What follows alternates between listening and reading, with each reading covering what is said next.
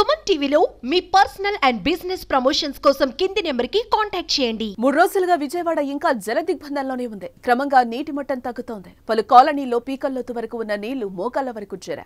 నీటి మట్టం తగ్గుతూ ఉండడంతో సహాయక చర్యలు ముమ్మరం చేస్తున్నారు. వరద కష్టాలు తీరిపోతున్నాయి అనుకుంటున్న బెజవాడ వాసులకు మరోసారి వర్షం భయపెడుతోంది. అర్ధరాత్రి నుంచి ఎడతెరిపి లేకుండా వాన పడుతోంది. బుడమేరు వరద ఉధృతి తగ్గినా విజయవాడలో చాలా ప్రాంతాలు ఇంకా వరద ముంపులోనే ఉన్నాయి. నగరంలోని సింగ్ నగర్, చిట్టినగర్ తో పాటు పలు కాలనీలు గత 2 రోజులతో పోల్చుకుంటే వరద నీరు తగ్గినా ఇంకా భారీగానే ఉంది.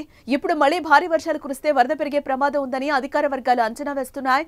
దీంతో ప్రజలు వణికిపోతున్నారు. ఇప్పటికే నరకం అంటే ఏంటో చూస్తున్నారు. తినడానికి తిండి లేదు, ఇళ్లంతా నీరు, బురద. పసిపిల్లలతో తీవ్ర ఇబ్బందులు పడుతున్నారు. కొంతమంది కట్టుబట్టలతో ఇళ్లు విడిచి వెళ్లిపోతున్న పరిస్థితి కనిపిస్తోంది. అక్కడ వేలాది మంది సర్వం కోల్పోయారు. విద్యార్థుల సర్టిఫికేట్లు నీళ్లలో తడిసిపోయాయి. వరదల్లో ప్రాణాలు కలిసిపోయాయి. ఇంతటి దుర్భర పరిస్థితుల నుంచి కోలుకుంటున్న సమయంలో మళ్లీ వర్షంతో తీవ్ర ఆందోళనకు గురవుతున్నారు. వాతావరణ శాఖ హెచ్చరికలతో అధికారులు అప్రమత్తమయ్యారు. ముందు జాగ్రత్త చర్యలు చేపట్టారు. ప్రకాశం బ్యారేజ్ వద్ద నీటి మట్టం పూర్తిగా తగ్గింది. దీంతో రెండో ప్రమాద హెచ్చరికను ప్రభుత్వం ఉపసంహరించుకుంది. బ్యారేజ్ వద్ద ఈ రోజు ఉదయం 5,25,000కు వరద ప్రవాహం చేరుకుంది. 30 గంటల్లో 6.5 లక్షల క్యూసెక్కుల మేర వరద ప్రవాహం తగ్గింది. పులిచింతల నుంచి 4 లక్షల క్యూసెక్కుల మేర వరద నీరు వస్తోంది.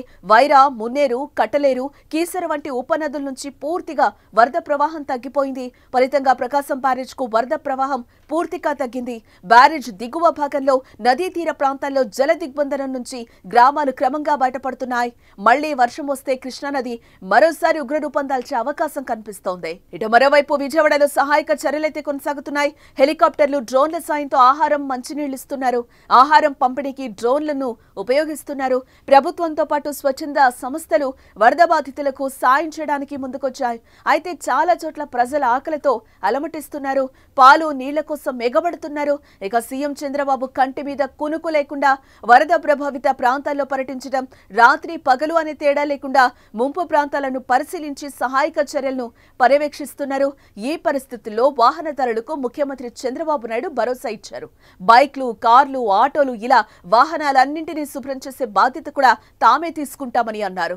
వాటికి రిపేర్లు కూడా చేయించే బాధ్యత తమదేనని పేర్కొన్నారు. ఆయా వాహనాల ఇన్సూరెన్స్ క్లైమ్స్ సైతం 15 రోజుల్లో సెటిల్ అయ్యేలా బ్యాంకర్లు, ఇన్సూరెన్స్ కంపెనీలతో మాట్లాడతామని చంద్రబాబు హామీనిచ్చారు. 1-2 రోజుల్లో బ్యాంకర్లు, ఇన్సూరెన్స్ కంపెనీలతో సమావేశమవుతామని, వాటికి సంబంధించిన డాక్యుమెంట్లను ఇప్పిస్తామని అంటున్నారు.